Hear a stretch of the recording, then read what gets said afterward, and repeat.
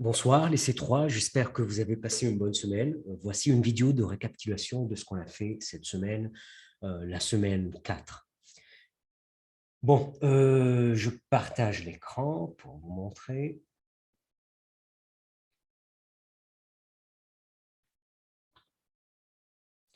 Alors, vous savez que la semaine 3, on avait commencé l'unité en voyant l'Europe, comment était l'Europe des temps modernes, 17e et 18e siècle, au niveau politique, économique et démographique.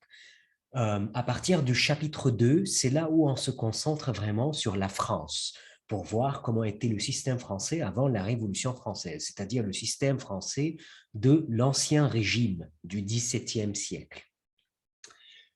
Bon, donc la première leçon de ce chapitre est nommée la leçon 1, Versailles. Versailles, siège, centre de l'absolutisme. Cette leçon est divisée en 3 documents, la leçon 1A, 1B et 1C. Donc, j'ai 2 rappels à vous faire avant de commencer la récapitulation. Un, il faut toujours télécharger les documents avant d'arriver dans le cours, parce que ça prend on perd beaucoup de temps pour trouver les documents et trouver la bonne place et les dossiers, ainsi de suite.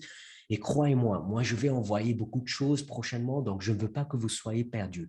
C'est mieux de venir prêt.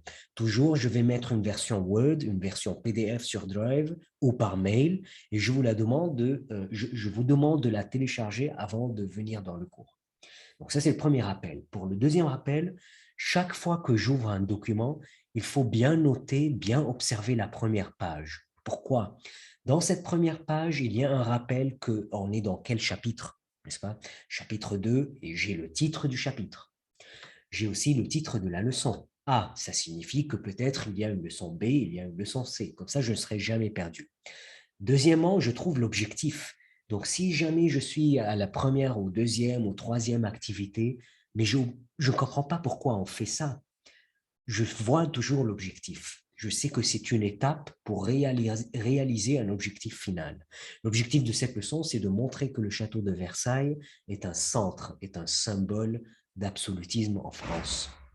Et bien sûr, il y a les compétences, comme par exemple se situer dans le temps et l'espace. Il y a des exercices un peu géographiques ici. Exploiter des documents différents. Parce que au cours de cette leçon, je vous oblige, pas oblige, je vous encourage, je vous incite à utiliser différents sites et des vidéos, des bandes dessinées, des sites scolaires, ainsi de suite. Voilà, donc ce sont les compétences. Donc toujours noter la première page. Bon, on commence.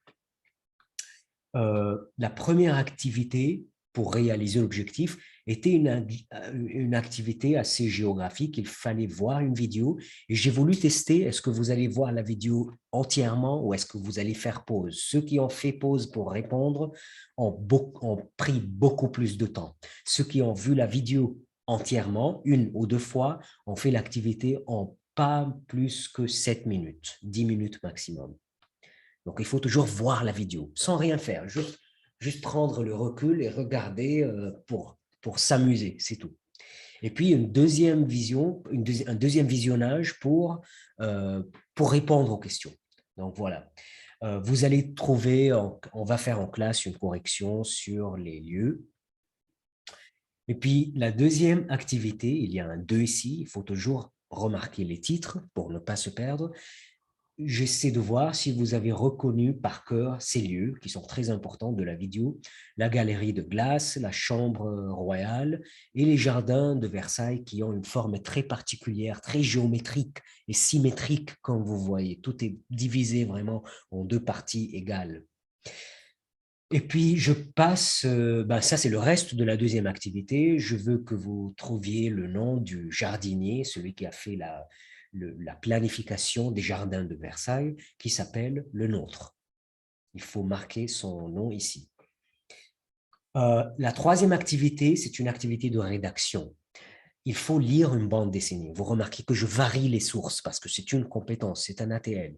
Il faut lire la bande dessinée au moins 2 fois. Comme j'ai dit, une lecture générale et puis une lecture avec concentration détaillée pour voir. Et je réponds à ces questions. Pour répondre bien à ces questions, il faut faire des phrases. Par exemple, à la deuxième question, si je vous demande de faire une liste chronologique, Vous ne faites pas une liste en forme de points et des mots seulement. Non, il faut faire des phrases. Donc, à 8h30, le roi est réveillé par son valet de chambre. À je ne sais pas quoi, il est entouré des courtisans, il s'amuse avec eux, ainsi de suite. Je fais des phrases. Imaginez que vous racontez une histoire à un public. Toujours faites ça pour bien écrire. Et je passe à la dernière activité qui vraiment réalise le but de ce document, qui est là. Il fallait mettre 4 ici, je pense que j'ai oublié. Pardon, c'est mon erreur. Si vous pouvez la modifier, faites-la. Là, je vous demande de faire une rédaction. Et ça, c'est un type de question qu'on voit aux examens, n'est-ce pas? De rédiger 15, 20 lignes et plus tard 30 et 40 lignes sur un sujet. Alors, il faut bien lire la question parce que la question, elle est divisée. Rappelez l'importance de Versailles, décrivez le style de vie et l'étiquette sous le règne de Louis XIV. Donc, pour bien écrire, pour bien organiser mes idées, je peux diviser ma rédaction en paragraphes, en plusieurs parties. Peut-être une partie sur Versailles, peut-être une partie sur Louis XIV, son absolutisme en général, et peut-être une partie sur l'étiquette royale, la journée royale, la routine dans le château. Voilà, donc 3 parties qui répondent à la question. Si je veux, je peux même faire une dernière ligne de conclusion pour lier tous ensemble. Voilà, j'ai prouvé que ça et ça. Voilà, j'ai répondu à la question sur ça et ça, ainsi de suite. Vous remarquez aussi que je vous oblige d'utiliser un vocabulaire. Ça, c'est critère 1, ça, n'est-ce pas? Je veux que vous utilisiez ces mots. Vous pouvez utiliser d'autres mots, bien sûr, en plus.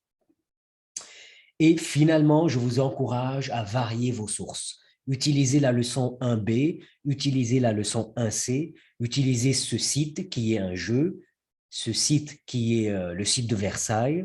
Non, ça c'est une vidéo, je pense. Oui, c'est une vidéo. Et un troisième site qui est un site de définition. Donc, si je regarde ces sites avant de répondre, comme ça, j'aurai beaucoup de choses à dire. Je peux laisser les détails et me concentrer sur l'essentiel et ça sera vraiment très facile à écrire 15 lignes, si je veux. Voilà. Mais finalement, la dernière chose à faire dans ce travail, c'est de faire une auto-évaluation. Je m'évalue moi-même. Je vois si vraiment j'ai utilisé chaque point du critère. Si je ne l'ai pas utilisé, peut-être la question ne l'a pas demandé. Je dis non. Donc, il ne s'agit pas de dire oui pour juste dire oui. D'accord? Il n'y a pas une notation ici. Ça, c'est pour vous. Et le but essentiel, c'est de comprendre, de différencier les critères. En fait, tous les critères ne sont pas utilisés dans ce travail. Donc, c'est à vous. Je laisse le jugement à vous pour voir si vous avez vraiment fait ça ou non. Et voilà, donc j'arrête le partage. Je vous rappelle que ça, c'est le devoir en fait qu'il faut mettre sur la plateforme pour la semaine 4. La leçon 1B et 1C sont juste à lire. Ils vont vous aider à comprendre et peut-être à faire l'exercice de la rédaction. Il va vraiment vous faciliter. En histoire, si on lit beaucoup, j'aurai plus moins de difficultés à rédiger. Surtout que je vais oublier des détails en tout cas. D'accord? Voilà, je vous rappelle finalement de venir toujours dans le cours préparé avec les écouteurs, des matériels pour dessiner, peut-être on fera des cartes, des affiches, des panneaux pour s'amuser, des brouillons. Donc voilà, des couleurs, des écouteurs, le laptop et toujours télécharger les dossiers. Comme ça, vous serez tranquille dans le cours, vous êtes prêt à finalement travailler, faire l'activité et ne pas me faire mal à la tête. Voilà. J'espère que cette récapitulation a été utile pour vous et je vous souhaite un bon jeudi de congé et à la semaine prochaine.